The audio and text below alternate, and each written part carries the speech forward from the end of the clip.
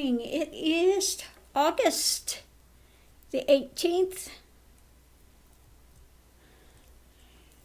So I'm going to pull two cards, one from the Cosmos Oracle deck and one from the Lantern Oracle.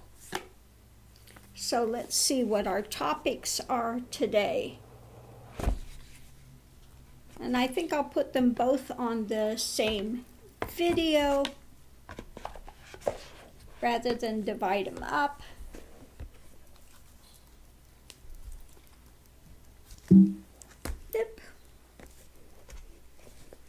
Okay. Let me ruffle shuffle the cards and we'll see what we have.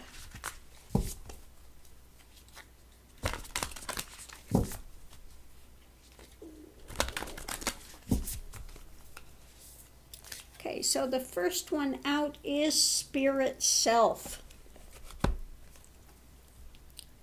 Be who you are as you are, Spirit Self. Be who you are as you are.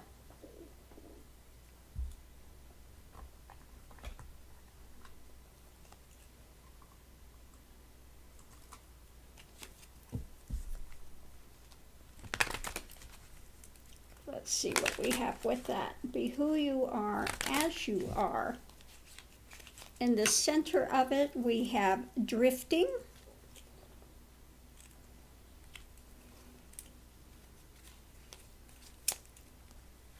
Challenge is wisdom.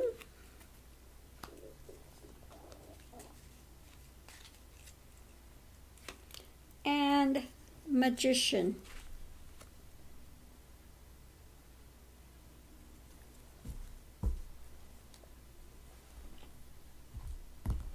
And let me pull the other cards here and we'll see what we have with it.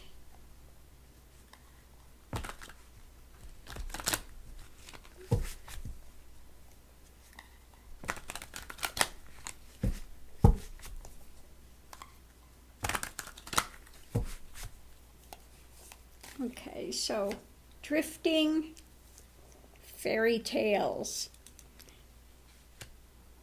So when I pulled the card drifting, it was upside down. I usually never pull these cards upside down, but I would say in this case that would be correct, upside down.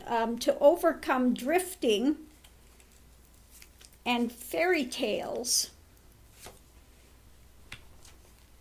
the challenge is, the challenge is to gain luminous wisdom, okay? The challenge is to gain luminous wisdom and to go forward. If you want a radical change, magician, then you have to have clarity. So how do these things work together? How do you get clarity? Okay, it's about, like I said, observation. Watching the mind. You know, everything that is changeable is not the divine is. So you sit there and you go through, and this takes not just a quick assessment and,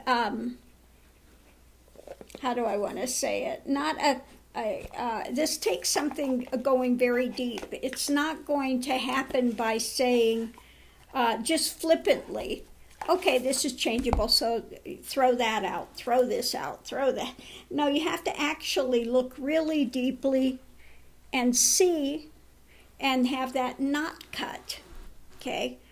So you watch the mind, you watch how the mind and thoughts create emotion, how the emotion affects the form, the physical form. And then you question it deeply. Is this reality or is it not? Okay? And you look at it, you know, because you don't want to just be drifting along forever. You don't get anywhere that way.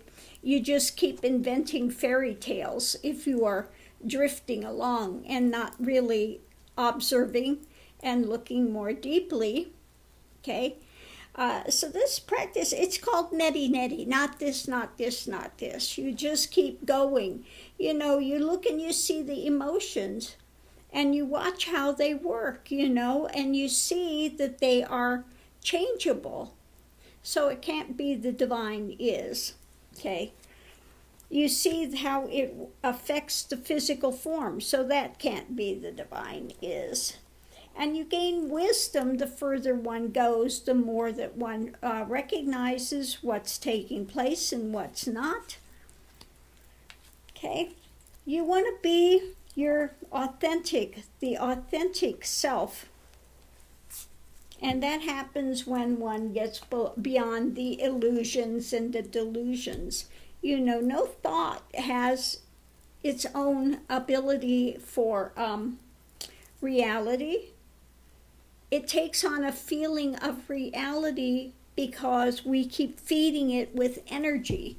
But there's no thought or emotion that can live outside of the form, okay? It's not going to jump outside of the form and be present in front of you, okay? You're the one that feeds it. You're the one that continues to keep those fairy tales and things going within one's life. So again, this is a process of going back to the self. Okay, this is a process of going back to the self, finding out what is there, what is the self. The self is not the physicality. The self is not the emotions. The self is not the, any of those types of things. We are spirit, okay? And so, again, neti neti, not this, not this, not this. It's like peeling away an onion until you get to the very center of it and you find the seed. And you enter into that seed and then it blows out the rest of these illusions. So the second part of this we have is letting go. Surrender, detachment, purification. Again, letting go of the different layers. Neti neti, not this, not this, not this, not this. Rather than trying to hold on and create a bigger ego, it's about finding out what is prior to ego, what is the divine is, what is that God-centered life of all life, okay? So letting go, we have home. Let me grab this deck here. We have home. If you can let go, and again, the process of realization takes dying to the self, going through this death experience, okay? This dismantling of the ego, and then one finds their permanent home, and that takes contemplating, again, looking and seeing what is valid and what's not valid, surrender, and let go. Part of it is detachment, not being clinging to something. One has to develop vairagya, detachment. It doesn't mean that one is cold to things, okay? It doesn't mean that, being cold, detachment. It means that one is sees that it is these things are transient. Okay, these things are transient. Okay, so be willing to let go of them so that you can move forward. And it's also a process of purification. As one begins to move forward and letting go of these things, then one expands into more subtle realms, subtle beingness. Okay, the challenge is the divine. Okay, the divine is. And awakening. The challenge is awakening to the divine is. What are we at the center of being? Again, the physical form is the temple.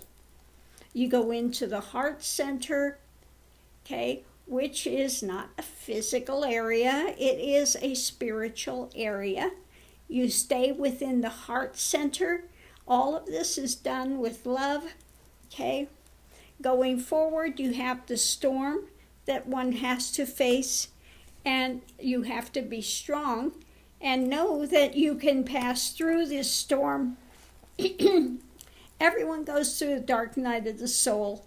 Okay, there is that upheaval, and as the ego starts to dismantle, there will be that fear that comes up, that fear of loss, that fear. But there's nothing to fear in the end, because where one is headed is to home and the divine. I say the divine is the life of all life and the death of all death. Once one transitions into the divine, one finds out that it is eternal. Life is eternal. Okay? Life is eternal. So again, letting go, one has to lay themselves, like I said in the thing when I took my journey, it was knowing that everything had been done that could be done, and lay myself on the altar of truth and let go totally. And right after that, then there is that transition into the divine is, and the illusion is laid bare. Okay, it's kind of like the how do you want to say it, the great cosmic joke, you know. when one dismantles and it's all laid bare, one sees that, you know, where we're looking here and there and everywhere, it's right there, present. You couldn't get away from it if you tried. Okay?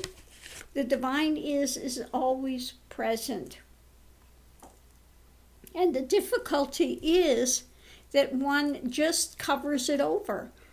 It's obscured by ego, by this sense of separation, by this sense of, you know, taking this storyline or the things that one experiences in this dimension to be the reality, to be the ultimate, which it's not. This is like, you know, going in and having a dream, okay? It's like a dream.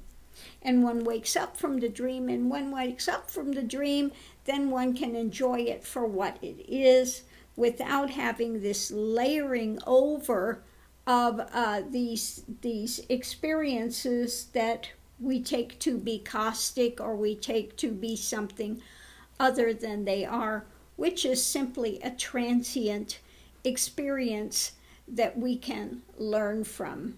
Okay, so I'm going to leave this here. Much love and light, and I will see you online.